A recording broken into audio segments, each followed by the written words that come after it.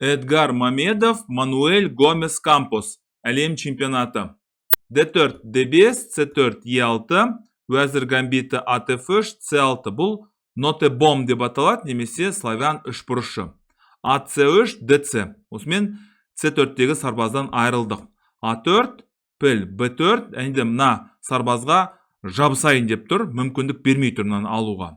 E3, B5 болды. Жабысты осы славян үшбұрышының және нотебом вариантының осындай бір ерекшелігі бар. C4-тегі сарбазды мықтап тұрып ұстайды. Піл D2, A5, AB, бұл енді жүрістің мақсаты мына B5-тегі сарбаздың көзін құрту. Алдық және CB. Сонымен қарсыластың 1, 2, 3 деген осындай тамаша сарбаздары бар. B3, әрине B4 деп жүруге болмайды, бұл жерде B4 деп жүрсеңіздер, онда піл B4 болады. Өйткені мынау байлау әдісі. Піл B7 алдық және B4. Сонымен қарсыластың осындай тамаша 2 өтетін сарбазы бар. Бұлар деген шеттегі өтетін сарбаздар деп аталады. Піл B2, ат F6, піл D3 рокировка және ат BD7. Егер де бұл позицияда уәзірлерді айырбастайтын болсаңыздар, онда ақтардың жағдайы қиындап кетуі мүмкін. Сол себепті мүмкіндік бар болса, осы уәзірді сақтап қалуға тырысу керек. Ат D2, уәзір C7 және піл C2. Тура C8 және F4 бұл Гарри Нельсон Пилсберидің сүйікті сақинасына ұқсап тұр. Ат B6, тура C1, енді мынаны алуға болмайды. Алатын болсаңыздар алады. Содан кейін уәзір C4 және піл C2, піл H7 шақ болады. A4, көріңіздер ме? Мыналар қозғала бастады. Бұл өте қауіпті сарбаздар, өтетін сарбаздар, бұл туралы ұмытпаңыздар.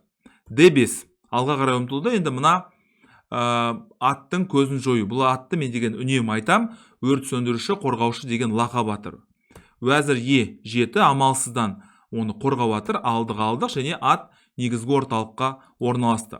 Мына уәзірге шабуыл жасады және біздің басты арманымыз әрине мына пілмен қарсыластың патшасына шабуыл жасаудың амалдарын қарастыру. Уәзір D8, түсініксіз шешімдердің бірі деп тұр. Басқа да шешімдер болды дейді. Мысалы, уәзір E7 деген әрекетті мүмкіндік, бірақ уәзір D8. Ат G5 бірден мына жерге және мына жерге шабуыл жасап тұрсты. Және мынауда мына H7-дегі сарбазға шабуыл жасап тұр. G6 түсініксіз шешімдердің бірі дейді. Неге бұндай? Және ат F7. Ат F7 ештеңеден қорқып тұрған жоқ. Енді сұрақ туындайды, неге патша F7 деп жеуге болмайды деген сұрақ. Енді түсініп тұрған жоқпын, неге екенін білмеймін, жарайды. Бұлар енді кәсіби деңгейі жоғары, қаншалықты мықты екенін білеміз, бірақ патша F7 деп неге алуға болмайды? Уәзір E7. Уәзір E7, осы мәселені сіздер ойланыңыздар, неге патша F7 деп алуға болмайды? F5 па, мысалы DE ма, мысалы піл G6 ма деген сияқты қандай варианттар, немесе уәзір D4 па, неге бұлай істеуге болмайды? Уәзір E7, F5. Тек қана алға, өткені басқа амал жоқ. Егерде біз ақырында байыппенен қимылдайтын болсақ, онда мына өтетін сарбаздар деген бүкіл мына уәзір қанатындағы заттардың және фигуралардың бәрін мыжып кетеді. F5. F5 жағдай одан бетер ушыға бастады, алдық және ат піл F5. Ештеңеден қорқып тұрған жоқ, қандай керемет партия ойнап жатыр. Өйткені мыналар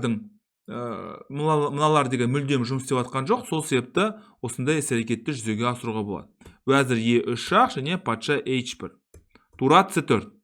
Бұлай қарасаңдар 4 сарбаз артық деп тұр, бірақ оны мен әшке байқап тұрған жоқпын. Алдық және піл E6. Енді мына қомағалар қатарындағы атты қорғаудың амалы және мына пілде қарсыластың патшасына шабуыл жасайды. Патша G7 және осы жерде Эдгар өрескел қате жіберді және H4 деп жүрді.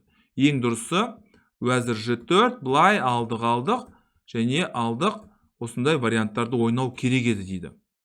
Осындай варианттардың арқасында. Бірақ бұны енді бізге оңай ғой, біз енді айтуға оңай ғой деп отқан ғой. H4, ат D2 шытырман партия екен шындады. H5, ештеңеден қорқып тұрған жоқ, тек қана алға және GH. егер де былай болатын болса, былай шах, былай алдық. Не деген партия мынау? Масқара ғой. Шатасасың ғой мынақта, адасасың ғой. Не істеп жатыр деп жатқаным ғой. H, GH және тура E1. Тағы да бір қателік, қараңыздар. 5-те 48 болған. Мына жүрістен кейін 1-де 33 болды. Ат деген негізгі орталыққа келді. Егер мынаны алатын болсаңыздар, ат F2 шах сіздің патшаңызға және сіздің уәзіріңізге шабуыл жасайды. Уәзір А1 шах, уәзір С3, уәзір Б1. Енді мынаған шабуыл жасаудың амалы.